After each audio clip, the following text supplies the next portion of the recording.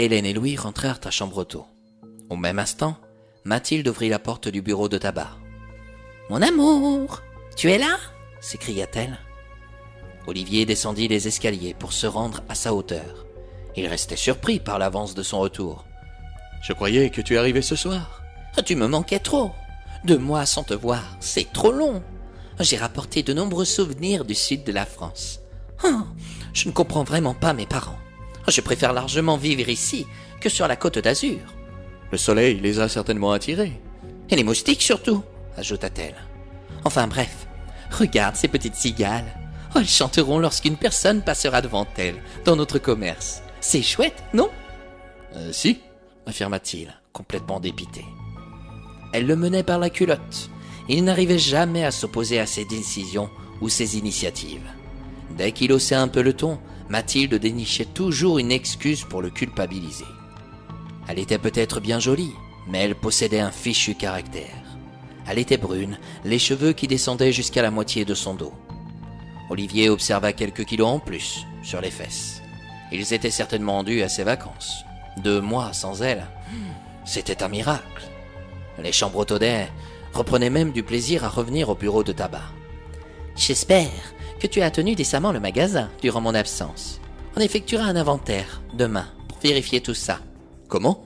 s'exclama-t-il. « Je dois réussir ma rentrée et tout remettre en ordre pour m'y retrouver. » Elle était comme ça, Mathilde. Elle était parfaite, mais les autres ne l'étaient jamais assez.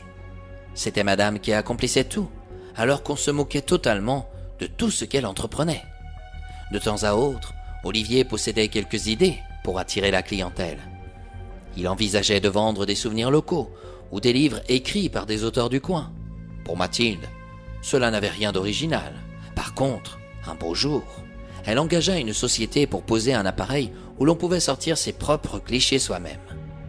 Personne ne s'en servait. Les gens gardaient précieusement leurs souvenirs sur leur ordinateur et imprimaient ceux qui les intéressaient grâce à Internet. C'était bien moins cher pour leur portefeuille. Et les anciens développaient leurs pellicules comme autrefois. Mathilde était la seule à rentabiliser la machine, qui prenait en plus pas mal de place. Au bout de la 3e utilisation, elle tomba en panne. Aujourd'hui encore, ils attendaient qu'on vienne la réparer. La machine prenait donc de la poussière. En feuilletant les journaux locaux, Mathilde découvrit en gros titre l'accident effroyable qui s'était passé hier à quelques mètres de son bureau de tabac. « La mariée est de retour ?» demanda-t-elle avec effroi. « Pardon ? Tu n'as pas lu les journaux ?»« Il ne raconte que des sottises. »« Et pourquoi ne m'en as-tu pas parlé ?»« Je ne vois pas la nécessité d'exposer des ragots supplémentaires, » osa Olivier. « Oh ! Comment ? Comment peux-tu penser cela de moi ? Je dois vite appeler Marie-Jeanne pour en savoir davantage. »« Il en est hors de question. Tu vas d'abord ranger tes valises. De plus, ce téléphone, c'est moi qui le paie. »« Tu ne t'en sers jamais. Je dois bien le rentabiliser. Et puis, je suis fatigué. Parler avec Marie-Jeanne me détendra. Merci de t'occuper de mes bagages, mon amour, » conclut-elle. « Elle n'a pas changé. Elle a même empiré, » songea-t-il. Au moment de décrocher son téléphone, Mathilde aperçut des piétons. Ils marchaient devant son bureau de tabac. Elle n'avait pas rêvé. C'était bien Hélène Blanchard qu'elle venait d'apercevoir. Qui était l'individu à ses côtés ? Ils pénétrèrent tous deux dans la demeure de Gwendoline.